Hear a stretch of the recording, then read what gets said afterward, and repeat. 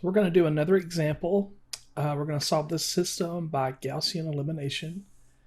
And we're going to first put the system in an augmented matrix. So I'm going to write down the coefficients.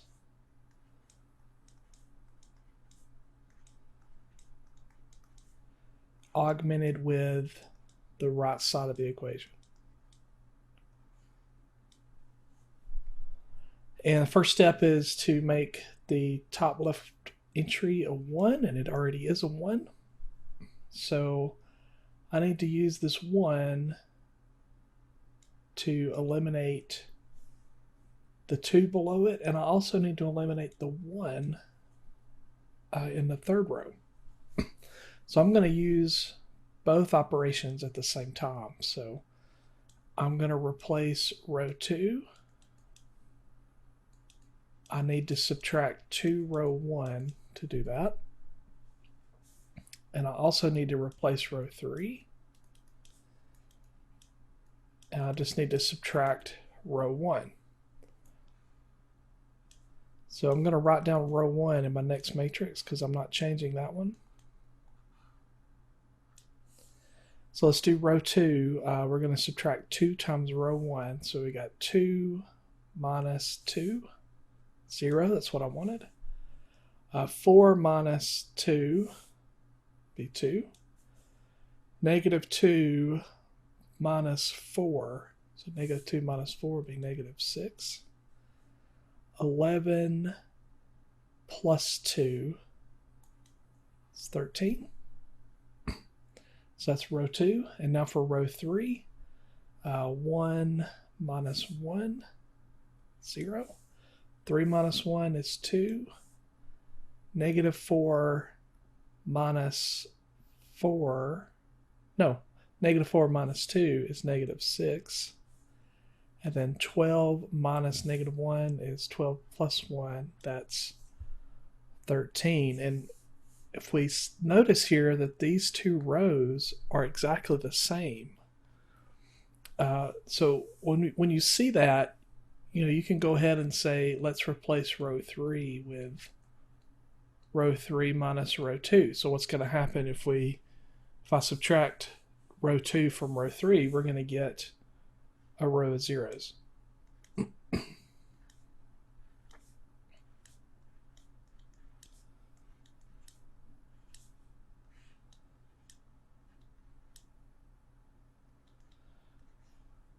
So in the Gauss-Jordan process, the next step is to make this entry a 1. So I'm going to replace row 2 with 1/2 row 2.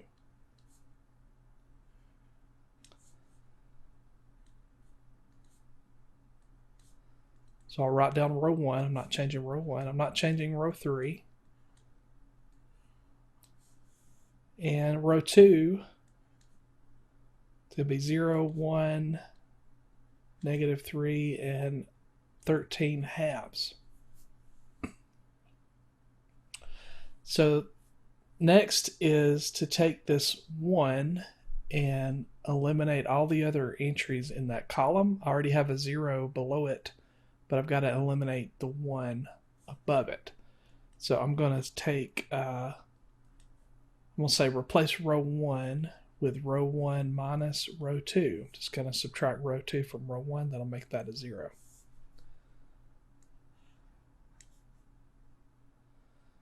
So row 2 stays the same.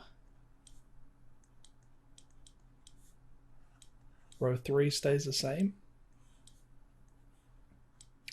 And now I'm going to subtract row 2 from row 1. So 1 minus 0 is still 1. 1 minus 1 is 0. Here I've got 2 minus negative 3, so it's going to be 2 plus 3, which would be 5. And I've got negative 1 minus 13 halves. So negative 1 is negative 2 halves. Negative 2 halves minus 13 halves is going to be negative 15 halves. So the next step would be to get a leading 1 in the third row, but all those are 0. So there is no leading entry to make a 1 here. So that means we're done. Okay, we can't make another leading 1. So we will take what we have and solve the system from there. So we're going to rewrite the system using the original notation. So the first row says x1 plus 5x3 equals negative 15 halves. And the second equation says x2 minus 3x3 equals positive 13 halves.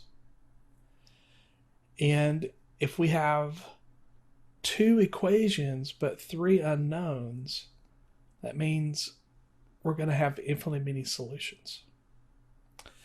So if we do a little review here off to the side, right? If I have one equation and one unknown, I can solve for that one unknown and there's one unique solution there. But if I have one equation and 2 unknowns, now I have infinitely many, because now since I've introduced a new variable here, this is a line, right? And every point on the line is a solution to the equation. We got infinitely many of them. And we like to solve these for y, and we say that the x is independent and the y is dependent. And we have infinitely many solutions, but this formula tells us how to find those solutions. You plug in an x, you can plug in anything you want for that x, and then you calculate a y for that x, and that x and y combo gives you the different solutions to the equation. So that still holds in this case with our system with more equations. I have 3 unknowns and I have only 2 equations. So what that means is I'm going to have independent variables and dependent variables, and I have to decide which one is which. So what we do is we take the column that does not have a leading 1 and we call it our free variable. So again, our columns are the coefficients of our variables. So this third column that does not contain a leading 1, we're going to call that our free variable, which is going to be our independent variable. And the other 2 that have leading 1s, we're going to call these basic variables. And that means they're dependent.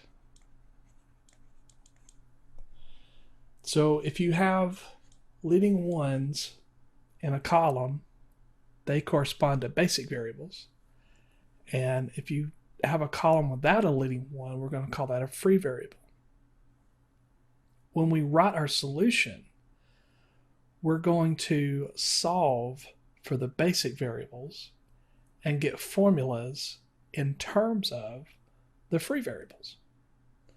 So in this case, I'm going to rewrite both of these equations so that they're solved for the 2 basic variables.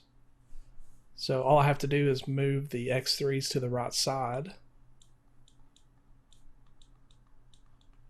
So I get minus 5x3 minus 15 halves. And then the second equation, I'm going to move the negative 3x3 to the right side, I'll get plus x3 plus 13 halves. And before, when we wrote our solutions, we wrote, in one case we had an ordered triple and we had an ordered pair. I don't remember what the solution was in the previous video. But we wrote down solutions for x1, x2, and x3 that solved the whole system. And we're going to keep that notation here. We're going to write down x3 because we need to know x3. And just simply we're going to say it's just equal to itself, or you can just say it's free. So we'll have a solution that's kind of written like this, where you have your three components, your three coordinates of the order triple. If you had 4 variables, you'd need 4 of these, right? You'd need 4. And if you have infinitely many solutions, you need to write out a formula that will calculate all the different parts of the solutions, all the different coordinates. So we're going to solve for the basic variables, put the free variables on the other side, and also write down the free variables in our solution. So we had 3 variables that we're trying to solve for. We need to have those 3 written out, even though this one's free. And this will be our solution. And this is an example of having infinitely many.